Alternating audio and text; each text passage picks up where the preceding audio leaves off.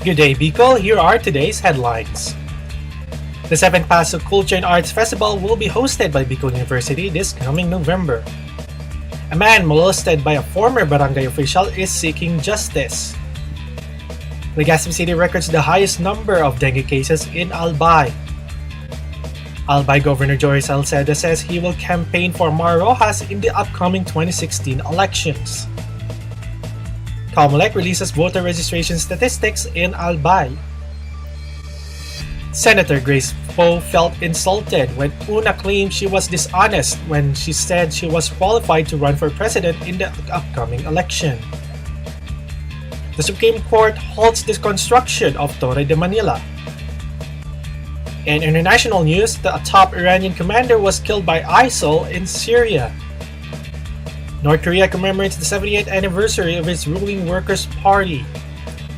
And in sports, the US Open unveils this year's lineup.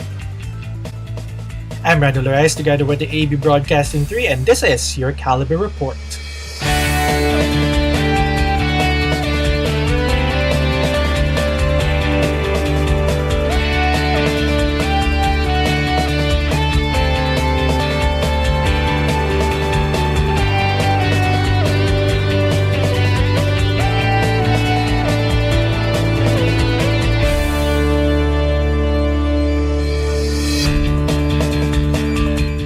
And now for the details. The 7th Paso Culture and Arts Festival will be hosted by Bicol University this coming November. Carla Aliston reports. The 7th Paso Culture and Arts Festival will be held in our university this coming November 24, 25, and 26, 2015, day of Tuesday, Wednesday, and Thursday. That will be led by our one and only President, Dr. Arnulfo Mascareñas, and also with our Vice Presidents, Dr. Helen M. Nenaresas, Vice President for Academic Affairs, Dr. Amelia A. Dorosan, Vice President for Administration, and Professor Jerry S. Begonia, Vice President for Program, and also most especially the coordinator of this convention, Dr. Babyboy Benjamin Urbes III. One also of the most awaited in this convention is one of the highlights of this convention is the search for Mr. and Miss PASOK 2015, which will be represented by our Mr. and Miss Bicol University 2015, which is Mr. Salm David Breña from the College of Business, Economics and Management and Miss Christine Arnedo from the College of Nursing. To our dearest Bicol, let us all wait to this upcoming convention this coming month of November. This is Carlo Aliston reporting. Meanwhile, a man molested by a former barangay official is now seeking justice. We have Lourdes Jo Marie Alejandre for this report. Last August 5, 2015, a 20-year-old man hidden by the name of Roy, a resident of Camarines Sur, was molested and raped by a former barangay official of Santa Cruz, Legao City named Wilkie McCryer. The victim was just asking where to ride a jeepney going to Pulangi, but Wilkie insisted that Roy should stay at their house, and that was where the incident occurred. The said victim formally filed a case against the suspect after he was not caught during the inquest. As of now, the authorities are still searching for the suspect. Lourdes Jo Marie R. Alejandre reporting. Legazpi City records the highest number of dengue cases in Albay. Carlo Palo Ramos filed this report. Chairman of Committee on Health in Albay admitted that it is difficult to explain the system of fluctuations of dengue cases in the province, also in the province of Camarines Sur. According to the official, even the doctors and other experts of World Health Organization could not provide an explanation for their observed trends when it comes to cases of dengue in the two provinces in Bicol. Likewise, even the records reach 811 cases for the past 9 months. This is still fewer compared to 2,580 cases that were recorded for the past year. Legazpi City recorded the most number of cases in the province of Albay with 153,113 cases, followed by Ligao with 212 recorded cases, Municipality of Ginobatan Daraga with 89 recorded cases, and the Municipality of Pulangi with 74 recorded cases. This is Carlo Paulo Ramos reporting. Albay Governor Joey Salcedo says he will campaign for Mar Rojas in the upcoming 2016 election. Judy Ann Estor reports. Joey Salceda announced that he will not run for the Congress despite of his last term as governor, and instead he will focus on the campaign of Marojas this coming 2016 election. Back in 2010 election, when he transferred to Liberal Party and support the candidacy of Benigno Aquino III, but then again we can see he's compassionate in Liberal Party after decided not to run in any position this coming 2016 election. According to Joey Salceda, he will give all his best just to win Marojas in Bicol region.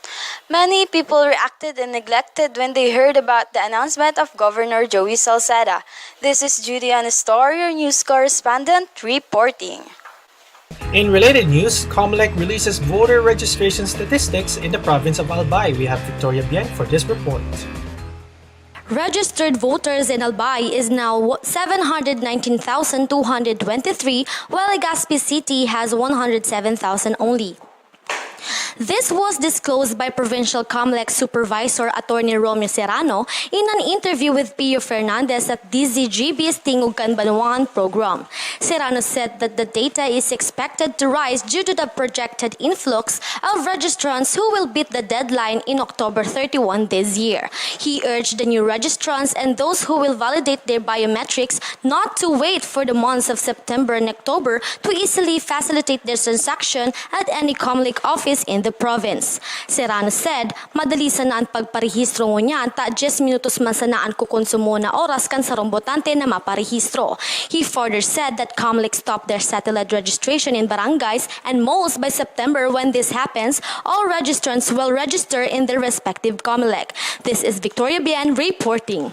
Still on the upcoming election, Senator Grace Poe felt insulted when Una claimed she was dishonest when she said she was qualified to run for president. We have Sally Valcedo with this report. Senator Grace Poe felt insulted by the claim of Vice President Jejomar Binay's camp that she was dishonest for not telling that she is not qualified to run for president in 2016. United National Alliance Interim President Navotas Representative Toby Tiangco had said Poe fell short of the 10-year residency requirement preceding next year's election.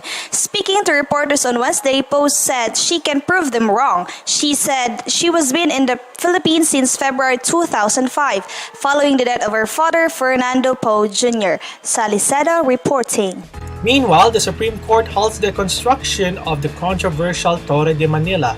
Francine Arroyo filed this report.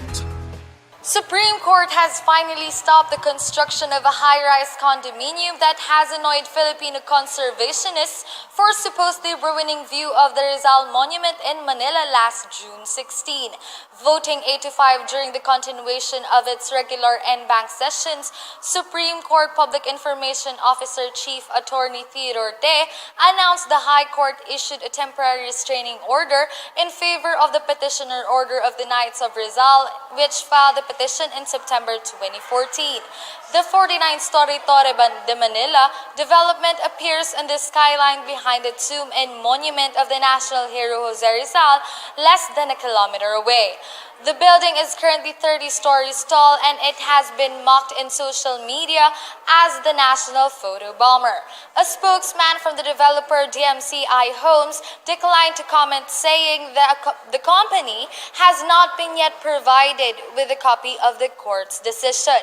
This is Francine Arroyo reporting. We turn to international news now. A top Iranian commander was killed by ISIL in Syria. We have Lalaine Perillo with this report.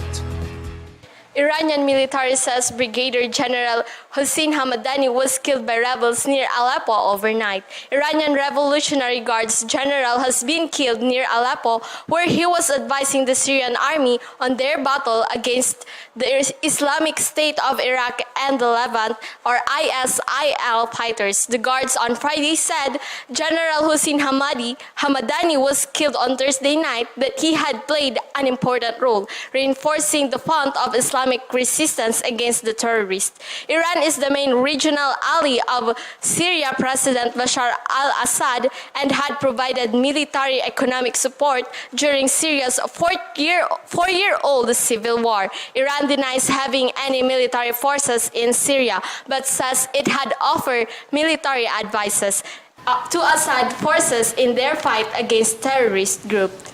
This is the Lalaine Perillo reporting.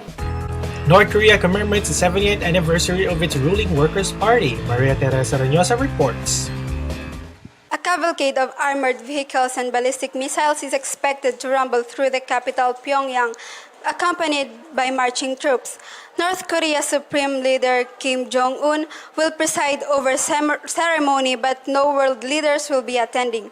Heavy overnight rain was reported to be delaying the start of proceedings. Correspondents say Saturday's event will be closely watched for any new military hardware. When it announced plan for the anniversary earlier this year, the government spoke of cutting-edge weaponry suitable for modern warfare. It is not known if Kim Jong-un, the grandson of North Korea's first leader Kim Il-sung, will speak at any of the day's events, although the anniversary is expected to send a signal of defiance, particularly to South Korea and United States. This is Maria Teresa Reynosa reporting. In sports news now, this year's lineup of the US Open has been revealed. Carlo Pineda reports. Tennis action comes alive as US Open 2015 shows off their amazing lineup for this year's breathtaking matches. Matches are September 11 at 11 p.m. we have women's single finals. September 12, 2 a.m. we have mixed double finals. September 12, we have men's single finals. September 13, women's single finals. September 14, women's double finals. Matches are available on Sky Cable, Channel 34, and Destiny Cable, Channel 36. Everybody is pumped up as we await for this year's grudge match. This is Carlo Pineda reporting. And those were the Caliber reports for today. This has been Randall Rice together with the AB Broadcasting team. Have a wonderful day, everyone.